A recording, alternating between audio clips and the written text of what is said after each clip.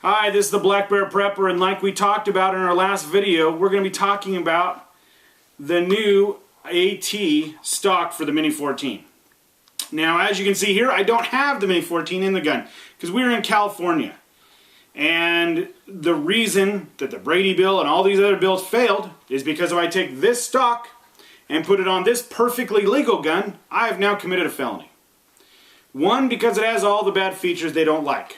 Collapsible stock, foldable stock, pistol grip, forearm grip, and, in general it's black so it looks scary. But we wanted to talk to you about the AT stock for those of you that are not from California, because it's something I really, really like. This is starting to come on the Mini 14 Tacticals directly from Ruger. The other gun we got here, just for all you haters out there, this is a California legal Mini 14, and we've actually safety checked this. There is no rounds in the chamber. The magazine that is in here is a 10 round, or actually a 9 round blocked magazine. We do that because it is easier to fit in the mag pouches, and it actually changes out the mags a little easier on the gun. The 10 round magazines are really hard to get out of the Mini 14. So we use the blocked. Now those magazines have been glued, screwed, and blocked, so they are completely non-functional 10-round magazines at this point. They're functional only as 10-round magazines to make them legal for California. So just for everybody that's going to freak out about that, that's what they are. Now, this is the ATI stock. I have really liked this stock. Now because, like I said, we're in California, we cannot put it on the gun. Doesn't mean you can't own one. So we were able to get this for a really good deal from somebody that had bought a gun out of state and was bringing it into California, and he decided that he did not want the stock on it because it was illegal and he would have to get rid of it. So we were able to get it from a friend very cheaply. This isn't even my stock. He just loaned it to us for the time. And but they usually run about $100 to $150. But because, like I said, this one came off of a gun, we were able to basically borrow it for free. Now, the really nice thing is, it has a very nice, solid stock. Like I said, this is something that Ruger's putting on their tactical rifles right now. I really do like that because anything Ruger's willing to do, they do well. It does add about an extra pound to the gun. I think you get some serious advantages in that. One, if you're comparing this to an AR, this gun can be shot in the folded position. So because I have a forearm grip on this guy, if I've got it tied up inside of a car or something like this, I don't have the stock sticking over top of my shoulder. But if it has to be fired from a vehicle or anything else like that, it can be done without having the stock sticking way out there and being able to hold on to it nice and tight. It's a very comfortable stock. Really positive, when you pop it open, it really locks open really nice. It is all plastic type stocks, which I don't really care for super a lot, but it's a good stock. It's very comfortable, nice, easy to hold, very comfortable stock. It's adjustable for all your different size people, and it has positive locks, which is really nice. Nice butt pad on the back, and I've shot these butt pads on my 12 gauges before, and they really, really do a great job. The pistol grip itself feels, when it's off the gun, really kind of chunky right here. And there's a couple things that I would recommend doing. One, put it on your gun before you do any modifications. But if this was my stock, I would actually drill out here and make it so you could reach in there with a bullet and pop the trigger guard open. So the trigger guard on a Mini 14 is popped from this position. That drops out the whole trigger group. If you have one, you probably know that. But I would drill that guy out so it was nice, and it wouldn't actually affect, because notice how your hand is actually gripping down lower. You could cut that out without affecting any of your hand. And I'd shave off some of these notches here. Now, a couple things we've done. We put a simple sling on this. This is a 1-point, 2-point style sling. I really like the style of using paracord on these guys. That way they don't rattle around and make noise when you're walking. It's 550 cord. It's going to hold up just as well as anything else you're going to need, and the rest of the strap will break before that does. The stock itself, like I said, is foldable, which gives you a huge advantage over AR-15s. Because you can't have that foldable stock, and even the ones that are foldable cannot be fired in the folded position. The other thing that comes really nice with this guy is it comes with a rail system on the top, a rail system on both sides, and a rail system on the bottom, which is how we attached our grip pod. So really cool feature. I've taken all these off because I don't have any other thing else I want to add to this. I think a lot of that other stuff is junk. The one thing I would recommend is this has 3 screws up here to hold on the top forearm grip or forearm cover here. I would recommend getting rid of this whole piece and just running the standard one that runs on there. Now to do that, you do have to grind down the side rails here on both sides, and that allows this to be able to come off and you're to fit your standard one on there, and it just literally, you just have to ground off just barely anything at all. It raises it up just about, 1/8 to 1/4 of an inch in certain spots, which if you've got a scope on the gun kind of hits it, which is kind of a pain.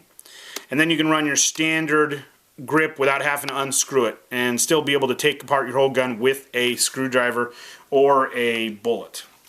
Now the other thing we've added on this guy was a grip pod. I really like this idea and this particular configuration. The gun feels very comfortable in its back position to have a forearm grip here. This is something that I really recommend everybody goes out and gets. These are the Duracell 250 lumen lights. They run on AAAs. You can get these 3 of them for $19 at Costco. So a really nice advantage on these guys. They're really super cheap. I've been using them for quite a little while. I put them on all my guns. I like them. Now they do have 3 settings: a full power, they go to mid power, full power, and a blinking, tactical type flashlight. Now the one problem is it's very hard to find a flashlight mount that will fit them. If you go to any store and buy the cheapest, junkiest scope mount for the bigger scope rings, the 50mm, 40mm adjustable ones, they fit perfect. So I was able to get these that we threw on here for $12.50 for 2 of them, because keep in mind it's for a scope. Able to throw it on here. It is solid as a rock and only cost me roughly, $6.25. So really like that guy. Grip pod, huge fan of these guys because you're able to have the benefits of a forearm grip, but also when you're trying to make those real tactical shots, have something to brace up against. Really big advantage on these stocks. I definitely think at this point, the other thing that's really nice is you have your midpoint single point sling mount, and then if you needed to turn it into a single point or a 2-point sling, you would use the standard sling mount that comes on the Mini 14 that clips onto the front here. So something real simple, just to kind of keep that in mind. I like single point slings, but if you're going to have to climb up into a roof or any kind of a high type situation, it's really nice to be able to throw it on your back, and that's nice to be able to do that. So again, this is what I see. Is from the last video we talked a little about our bolt release that's really cool that we put on the Mini 14. Again, making it, I feel, better than an AR-15. Lots of people are going to disagree with me. I hate AKs because, one, they do not lock back and they do not have a bolt release. Are they good guns? Yes. Are ARs great guns? Yes. Do I believe that with the bolt release we just showed you in our last video and with the ATI stock or some kind of a tactical folding stock, you do get a huge benefit? Yes. I feel you get a much better gun with this.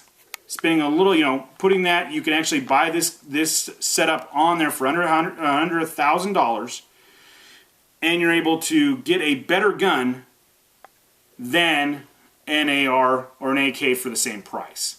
So big advantage here, guys. If you're running one of the older guns, it's really nice because you can add the rail on top and put a front-mounted scope or a red dot scope, because the older guns do not have scope areas or anywhere drilled in for a scope, and they're actually not ejected properly for the scope. They actually rack into the scope if you do put one on.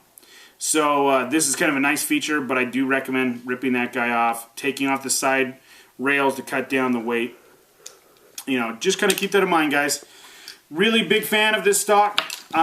Really been happy, with it, testing it out. Another thing that he did really nice was the Mini 14 is always a problem with heating up. Now with the Mo Rod, and I'm a huge fan of the Mo Rod, and it really does tighten up your groups, and you can get those for both your standard and your heavy barreled Mini 14s. they do have a rod in here, an actual plate that runs all the way down the gun, like they do in any of their other stocks for the Mini 14, which is a heat shield to keep it from melting the stock.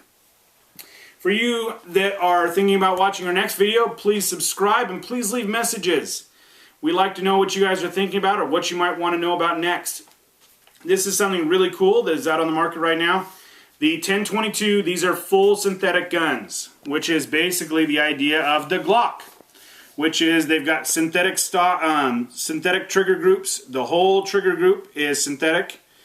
You know, synthetic stocks. These guns, synthetic barrel strap here, barrel binder.